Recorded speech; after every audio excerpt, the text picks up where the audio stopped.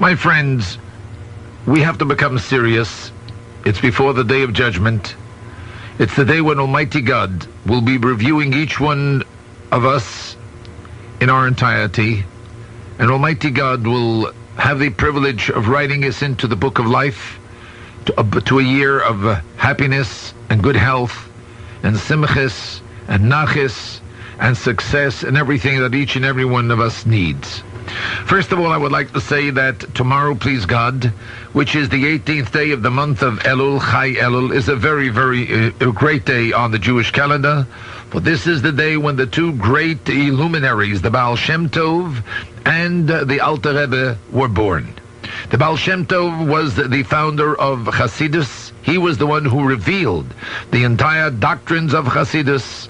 And the Alter Rebbe was the one who carried the message of Hasidus through Chabad. He was the founder of Chabad Hasidism, which you hear so much about in this world today.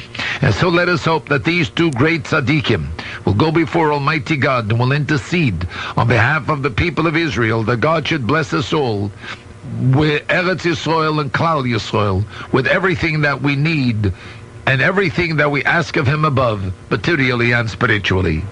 But getting back to the thought of the week, that is, we have to understand that talk is cheap. It's not hard to make promises. Nobody controls that. The tongue keeps working and you can keep saying whatever you want.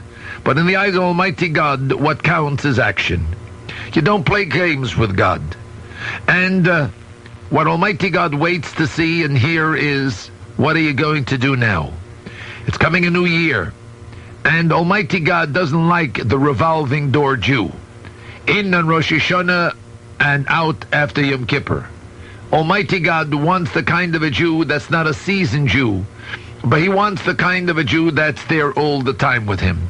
Just as He wants, the individual wants Almighty God to be with him. And so, I think that we ought to talk heart to heart and understand and realize what is before us. Now, I don't expect you to become rabbis or rebbitzins overnight, but I do expect you to make some kind of positive resolutions. The kind of resolutions which you will uphold. The kind of resolutions which will not be just empty words that will come from your lips. And I would advise you to start with small things. I don't expect you to take on the biggest things in Jewish life, but little things. Start introducing certain things into your life. For instance, the women, I would say, if you don't like the Shabbos candles, Erev Shabbos and Erev Yontif, why don't you make a pledge to yourself that from now on the eve of the Sabbath, on the eve of the Jewish holidays, you will light the Shabbos candles and the Yontif candles before sundown and will recite the proper blessings.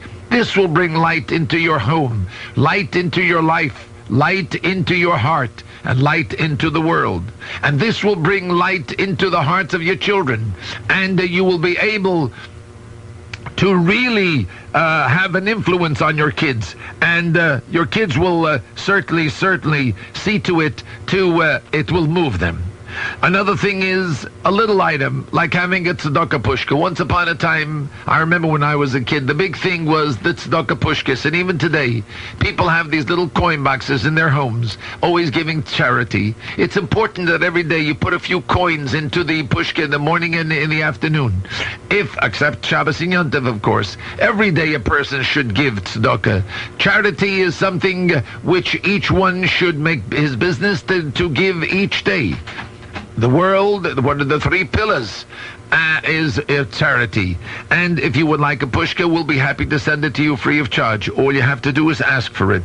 If you will be in touch with our sponsors, the Jewish media enterprises, we'll be very happy to make available to you a tzedakah box, which you will be able to have at your home, and you will be able to put in a couple of coins in it every day. Nobody tells you how much money to put in. You just put in as much as you want. And this will certainly serve you in a long way. The way you get that is 213-933-0276. That's 213-933-0276, or 852 North Formosa, Los Angeles, California. That's 852 North Formosa, Los Angeles, California. So that's another way in which you could begin doing something that is positive and is not too difficult. A third thing that I would recommend is make it your business to start going to shul at least on Shabbos. Make it your business that every Friday night you go to shul and then you come home and have a Shabbos meal with your family, and Shabbos morning to be in the synagogue to hear the reading of the Torah, to hear the rabbi's sermon, and to really be part of it all.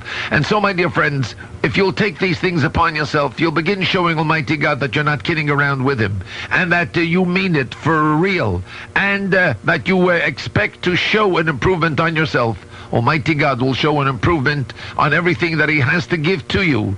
Life and health and happiness and everything that you want and need materially and spiritually. From my end of it until next week, I bless you all with a kasiva v'chasima tova l'shana tova mesika.